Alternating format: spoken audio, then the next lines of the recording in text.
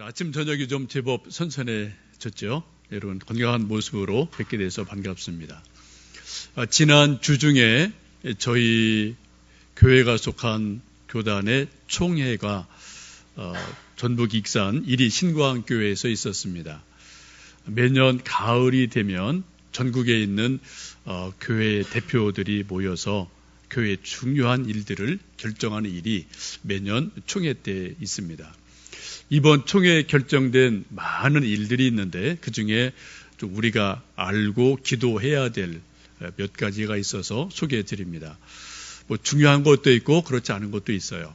첫 번째는 총대 수가 1,500명인데 많다. 1,000명으로 2, 3년 내로 줄이자. 이제 그런 결정을 했고요. 또 하나는 명성교회 세습은 우리 교단 헌법에 위배되기 때문에 잘못된 것이다. 라고 분명히 시정을 했습니다. 또 하나는 NAP 국가인권기본법이 이게 잘못된 것이다. 또 동성애를 합법화하는 것도 잘못된 것이다. 이게 분명하게 반대를 하고 차별금지법 제정에 반대한다는 것을 분명하게 표명을 했습니다.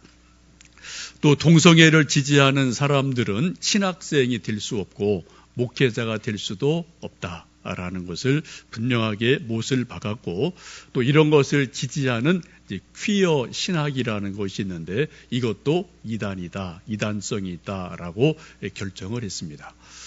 중요한 여러 가지 일들이 있었어요. 그중에 이제 우리 교단이 아닌 타 교단도 거의 지난주에 다 총회를 했는데 다른 교단들도 다 비슷한 결정을 한 것이 바로 이 부분입니다. NAP에 대해서는 분명하게 반대다.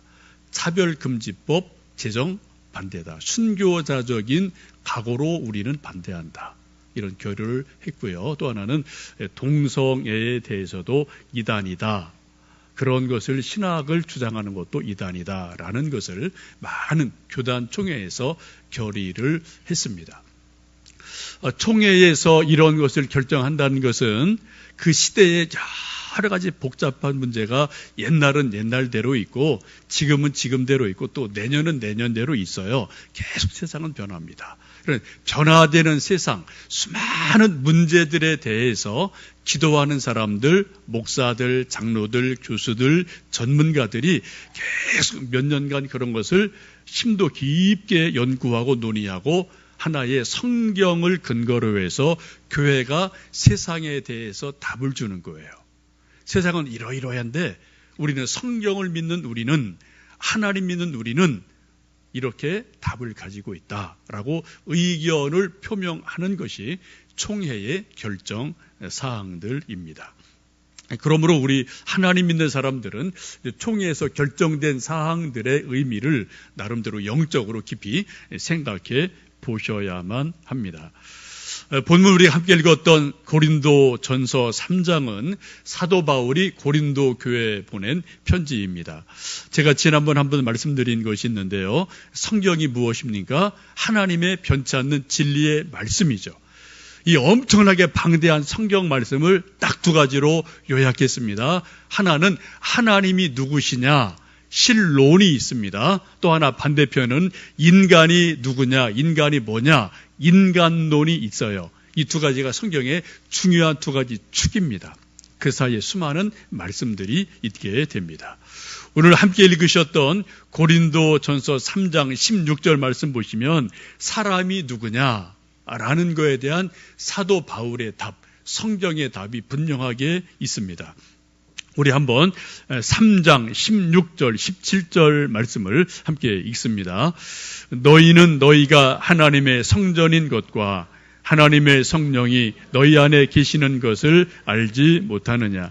누구든지 하나님의 성전을 더럽히면 하나님이 그 사람을 멸하시리라. 하나님의 성전은 거룩하니 너희도 그러하니라. 오늘 성경이 우리에게 주시는 답이 무엇입니까? 인간이 뭐라고요? 그냥 몸뚱아리만 있는 것이 아니다. 우리 사람이라는 존재는 하나님의 거룩한 성전이다. 우리가 흙으로 지어진 연약한 인생이지만 우리 속에 하나님의 성령이 계시기 때문에 우리는 거룩한 성전이다. 하나님의 거룩한 백성이다라고 분명하게 말씀을 하고 있습니다. 여러분 이 말씀을 정말 잘 귀 기울여 들으셔야 되고 묵상하셔야 됩니다. 제가 누구라고요? 여러분이 누구시라고요? 하나님의 거룩한 성전이다. 성령님이 우리 안에 내주하고 계신다. 우리는 거룩한 하나님의 백성이다. 이것이 인간에 대한 성경의 답입니다. 하나님은 영적인 분이시죠. 또 전지전능한 분이십니다. 사랑의 하나님이십니다. 진노의 하나님이십니다. 근데 또한 동시에 하나님은 거룩한 하나님이라고 말씀을 합니다. 레위기 19장 2절에 너는 이스라엘 자손의 온 회중에게 말하여 이르라. 너희는 거룩하라. 이는 나 여호와 너희 하나님이 거룩함이니라 라고 말씀합니다. 하나님이 어떤 분이라고요? 하나님은 거룩한 분이다 라고 말씀을 합니다. 여러분 좀 눈치 빠른 분들은 오늘 찬송 부를 때 앞에 두 곡, 또 제가 부른 찬송, 또 뒤에 또 부른 찬송, 그 찬송에 계속 반복되는 단어를 좀 눈치채셨습니까? 뭐죠? 네, 거룩이라는 단어예요. 앞에 있는 찬송 제가 선곡한 거 아닙니다. 전도자님이 매주 선곡을 하세요. 이상하게도 그 찬송에도 거룩, 거룩. 제가 또 부른 찬송도 거룩, 거룩이라는 단어가 오늘 계속해서 반복이 됩니다. 하나님은 거룩하신 하나님이심을 성경은 분명히 말씀합니다. 출애굽기 레위기에 수많은 제사법이 있죠. 뭐 비둘기 잡아라, 양을 잡아라, 소를 잡아라, 또 관유 기름을 발라서 이렇게 해라 저렇게 해라 많은 제사법이 있는데 그걸 한마디로 간단히 말씀드리면 거룩하라는 겁니다. 죄를 피로 씻고 속죄제를 드리고 그리고 거룩해져라. 이것이 출애굽기와 레위기에서 말씀하시는 핵심 내용입니다. 여러분 하나님이 거룩하시기 때문에 우리 하나님 믿는 우리 모두도 거룩한 백성이 되어야 됨을 성경은 말씀을 합니다.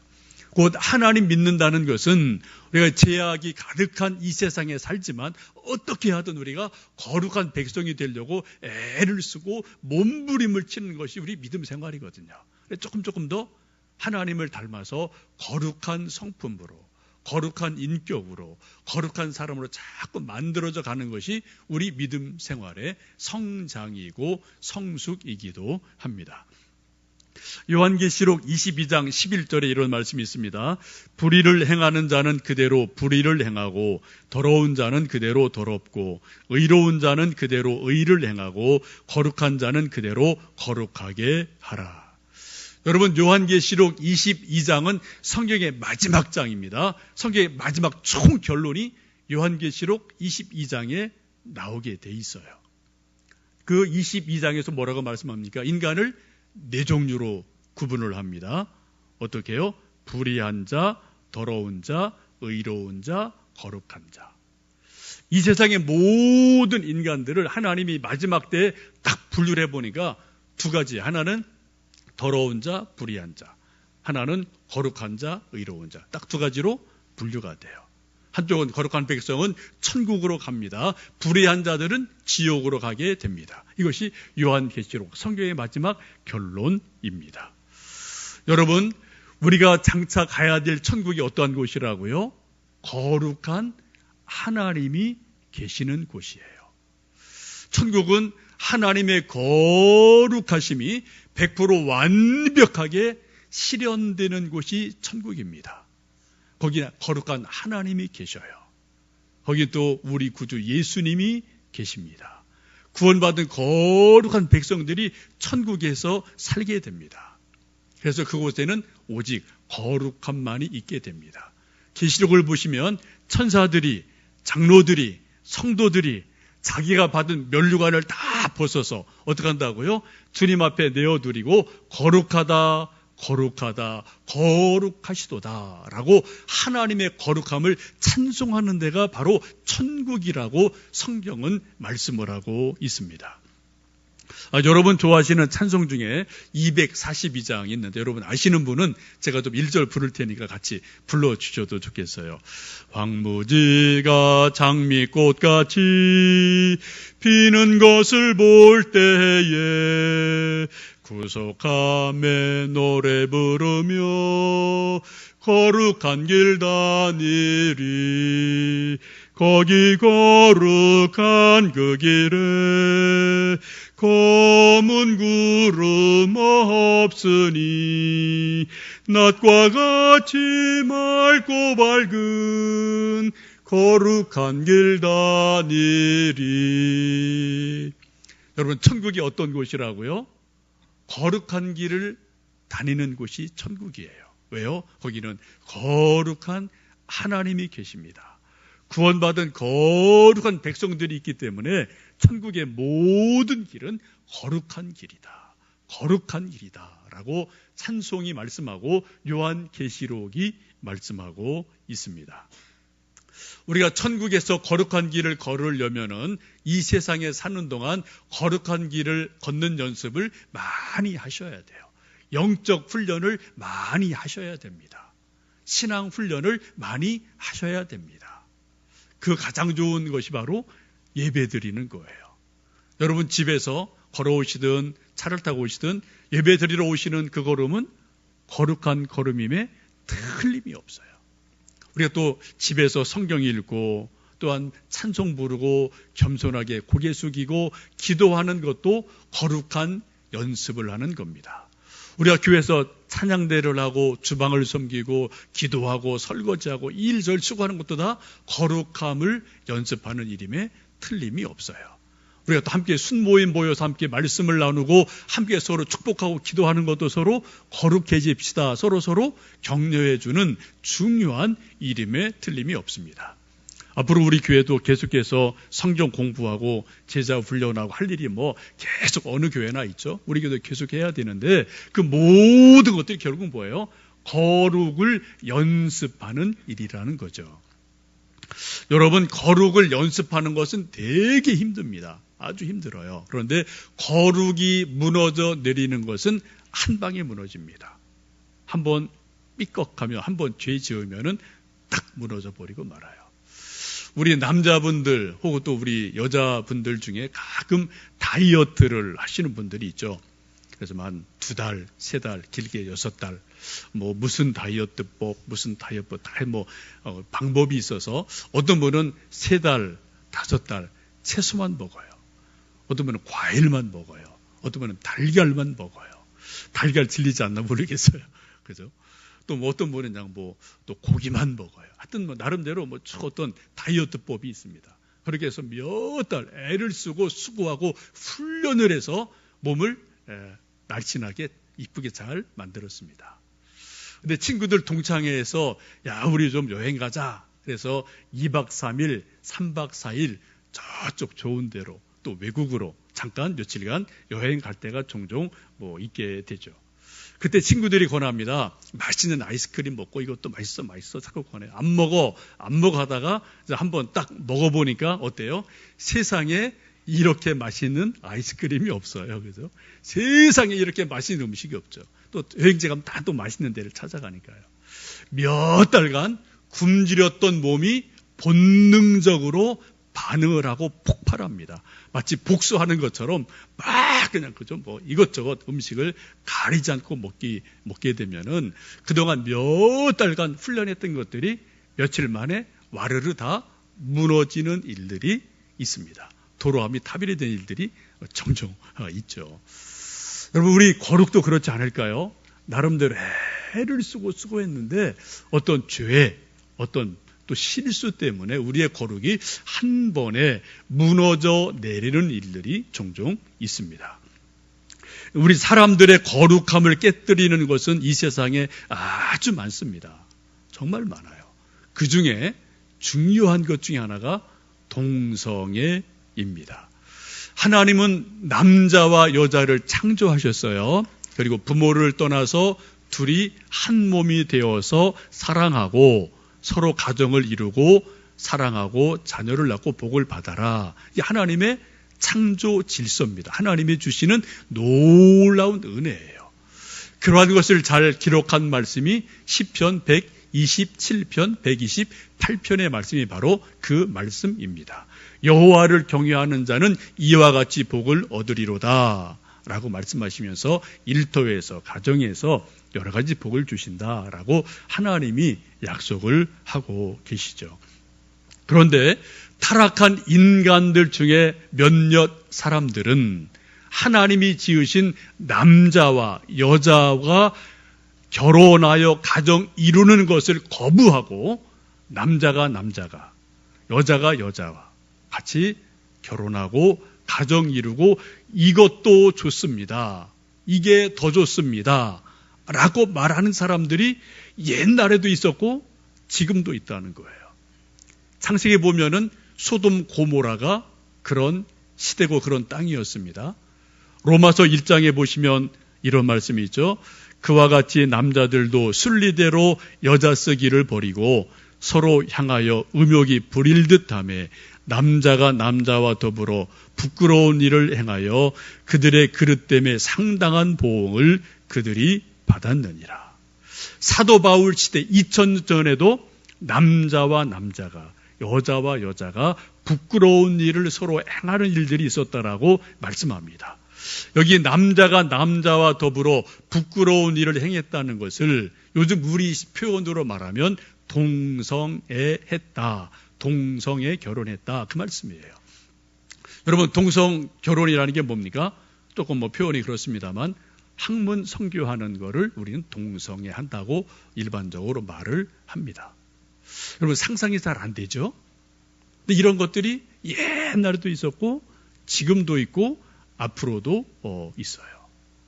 여러분, 이런 것들을 하는 사람들이 옛날에는 숨어서 그래도 쉬쉬 하고 조금 부끄러운 것을 느꼈던 것 같습니다. 근데 요즘은 이쪽에 있는 사람들이 부끄러움을 거의 느끼지 않아요. 오히려 당당하게 나와서 우리에게 합법적으로 이거 옳다라고 인정해 주시오라고 데모를 하고 축제를 합니다. 또 여러 군데에서 직간접적으로 이런 것을 법으로 합법화하자고 정부에서도 많은 사람들이 이야기를 하고 있습니다. 일부 예배 드렸던 우리 집사님 한 분이 어젠가 그젠가 잠깐 서울 지하철 타고 좀 갔다 오셨는데 좀 놀라운 일을 보셨대요. 남자 둘이, 청년 둘이 탔는데 보니까 딱 보니까 분위기가 좀 그렇다는 거죠. 그래서 하여튼 한쪽은 남자, 또 한쪽은 남자인데 여자 같은 남자. 둘이 하여튼 이렇게 저렇게 하는 걸 보고 저거 좀 그런 거 아닌가. 또 그곳에 탔던 많은 사람이 보고 했는데 오히려 그 사람들이 너무 당당하더라는 거예요. 너무 당당하더라는 거예요. 놀랬다. 그런 얘기를 잠깐 일부 예배 드리고 말씀을 해주셔서 이게 또 이런 게 정말 현장에서 막 돌아가는 거구나. 그런 거를 좀 말씀드렸습니다. 여러분, 대부분 자가용 타시는 분들 이런 거 볼 일이 없어요. 볼 어떤 접촉점이 없죠. 여러분, 한번 좀 서울 지하철 타보시면 이런 일들이 종종 있다라는 얘기를 좀 들었습니다. 여러분, 소위 선진국일수록 이런 거를 뭐라고 그래요? 인권이다 라고 포장을 해요. 그럴듯하죠? 근데 그 내용물은 뭡니까? 성경은 말씀하기로는 죄다라고 분명히 말씀을 하고 있습니다. 동성애를 지지하는 신학을 소위 퀴어 신학이라고 말합니다. 영국에서 한 10여 년 전에 이렇게 좀 만들어졌고 막 쭉 세계로 퍼지고 있는데 우리나라도 소수 몇몇 목사들, 신학자들이 이것을 전도사 역할을 하면서 이걸 지금 막 퍼뜨리는 사람들이 있고 앞장서는 사람이 소수지만 있습니다. 퀴어 신학의 핵심 키워드가 뭐냐? 성경을 풀어갈 때 중요한 키워드를 동성애로 보는 거예요. 그걸 처음 해석을 하는 겁니다. 그래서 다윗과 요나단이 우정의 상징이죠. 다윗, 요나단이 동성애자다. 신약에 나오는 백부장과 하인이 있죠. 그들도 동성애자다. 심지어는 예수님도 제자들과 동성애일 가능성이 많다. 이렇게 풀어가는 것이 퀴어 신학의 중요한 성경 풀이입니다. 여러분, 이것은 학문의 자유가 아닙니다. 이거는 사탄적인 것입니다. 어떤 신학교 교수 말처럼 신천지보다 더 무서운 게 퀴어 신학이에요. 동성애 신학이에요. 신천지 이렇게 딱 이게 보이거든요. 그런데 이 동성애 퀴어 신학은 인권이라는 이름으로 포장을 했기 때문에 사람들이 뭐라고 말하기가 참 애매한 부분이 상당히 많이 있어요. 여러분 이걸 잘 보셔야 됩니다.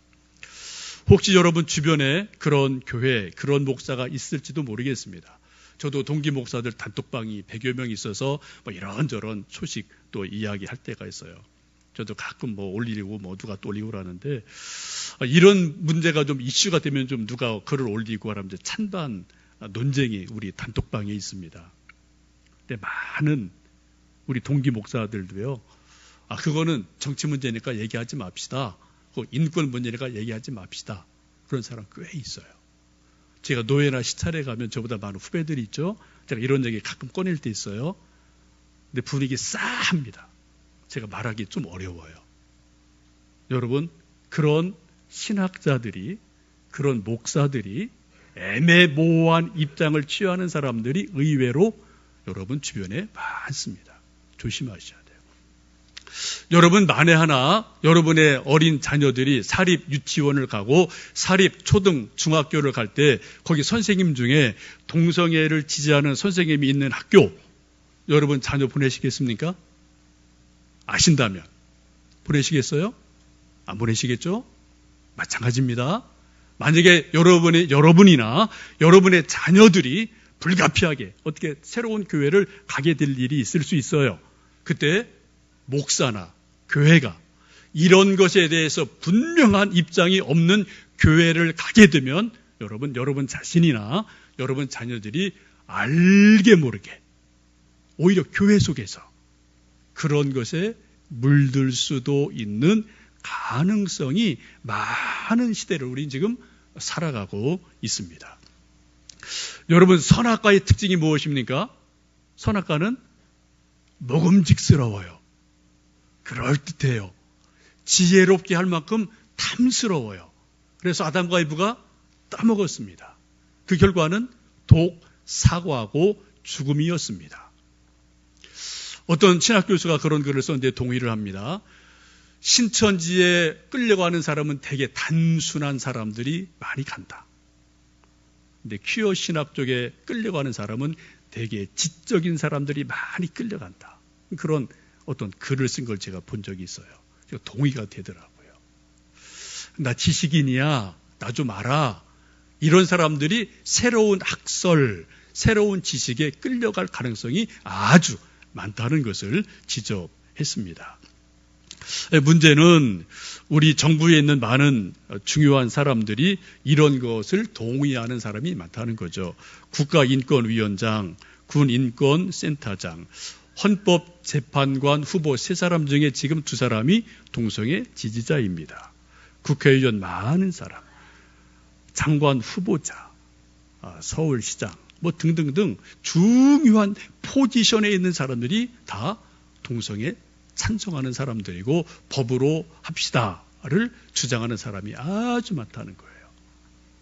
여러분 지금 우리나라가 겉으로 볼 때는 먹고 살기 편하고 자유가 있고 다 좋은 나라예요. 좋은 나라입니다.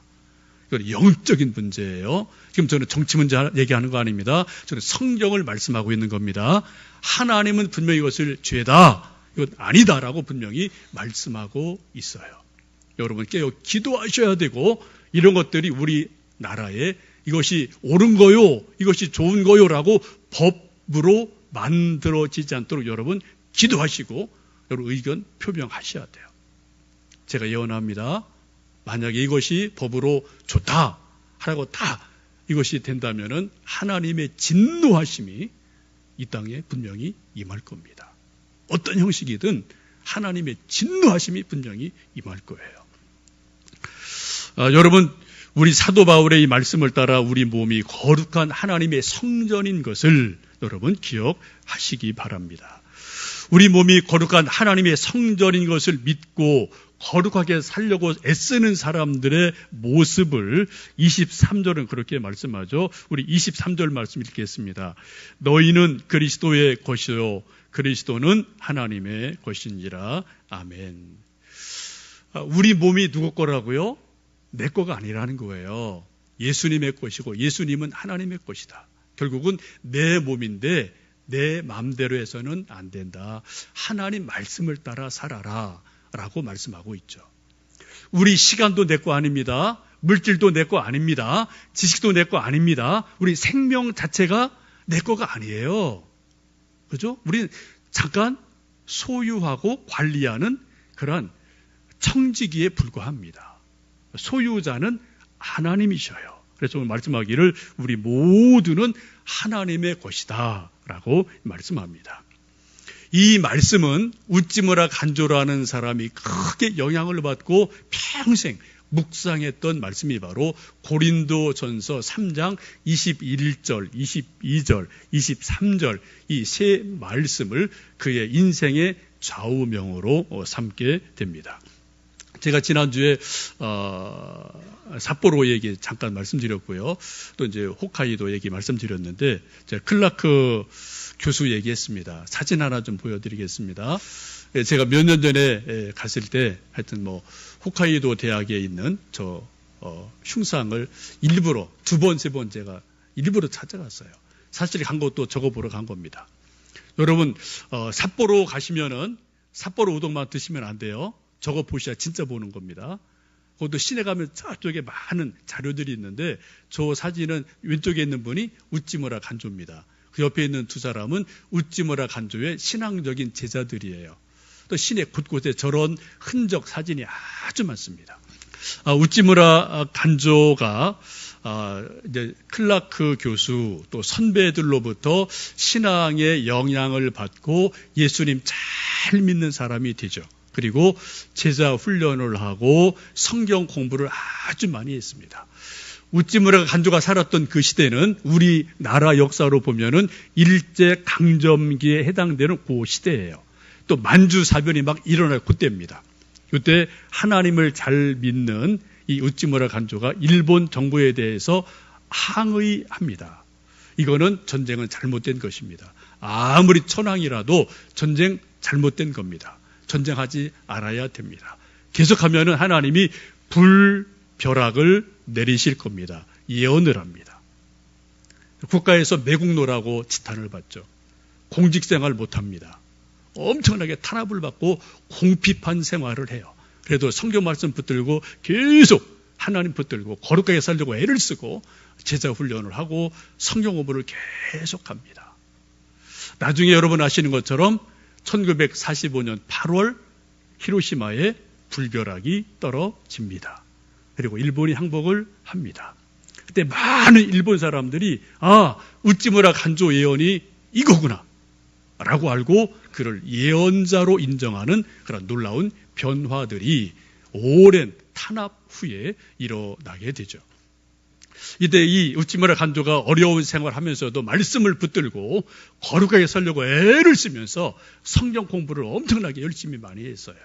수많은 제자들이 성경 공부를 하고 제자 훈련을 받으면서 키워지게 되는데 이 사람들이 전후 일본의 중요한 리더들도 아주 많이 세워지게 됩니다. 동경대학교 총장 4명, 교육부 장관 4명, 총리 1명 이런 사람들이 다 우찌무라 간조의 신앙 영향을 받은 사람들이에요. 함께 성경 공부하고 눈물로 기도했던 사람들이 전후에 이런 인물들이 돼서 전후 일본을 일으키는 데 중요한 역할을 이 사람들이 하게 됩니다. 일본 기독교는 1%가 안 되죠. 한 0.5%, 7% 뭐 그렇게 대략 봐요. 1% 안 됩니다. 그런데 일본 기독교의 복지가 이 1%가 안 되는 기독교인들이 감당하는 게 70%라는 통계가 있습니다. 여러분 엄청나죠? 일본 사람들은 예수님 믿는 거 엄청 힘들어합니다. 근데 한번 믿으면 확실하게 믿어요. 아주 정말 100% 헌신하면서 믿거든요. 그래서 숫자는 적어도 내용물은 아주 알찬 것이 일본 기독교의 특징이기도 합니다. 우찌무라 간조의 묘비에 이런 글이 쓰여 있습니다. 우찌무라 간조의 묘비에 이런 글이 쓰여 있습니다.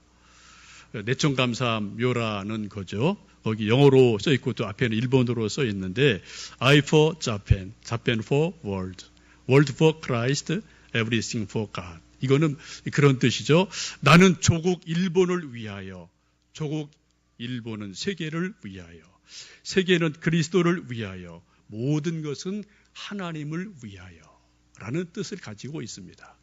이것은 우찌무라 간조가 자기의 성경에 써 놓았던 그러한 자기 유명한 그런 자기 신앙 고백이죠. 이것이 나오게 된 배경의 말씀이 우리가 읽었던 고린도전서 3장 21절, 22절, 23절 이 말씀을 오래 묵상하고 자기 것으로 표현한 것이 바로 이 표현이에요. 우찌무라 간조에게는 두 개의 제의가 있었다고 고백을 합니다. 하나의 제의는 지저스. 내 인생의 왕은 오직 한 분 예수님뿐이다. 지저스. 내 조국은 오직 하나 자펜. 일본뿐에 없다. 이 두 사이에서 계속 갈등을 하죠. 근데 결국 누구 편에 섭니까? 예수님 편에 서게 되고 탄압을 받고 매국노라는 막 여러 가지 지탄도 받지만 예수님 붙들고 거룩하게 살려고 애를 쓰다 보니까 결국은 하나님이 그를 통해서 많은 일들을 이루시는 것을 보고 그 당대나 후대 지금까지도 많은 하나님의 거룩한 영향력을 미치고 있습니다. 여러분 어느 날 우찌무라 간조가 성경 말씀을 읽다가 고린도전서 3장 21절, 22절, 23절 말씀이 내게 주시는 하나님의 말씀으로 다가와요. 자기 마음판에 하나님 말씀을 새깁니다. 묵상하고 기도합니다. 그리고 그것을 살짝 바꾸어서 아까 묘비에 있는 것처럼 그렇게 자기 신앙 고백을 쓰고 기도를 하는 거죠. 그런 고백 속에 수많은 제자들이 길러지고 수많은 인물들이 세워지게 됩니다.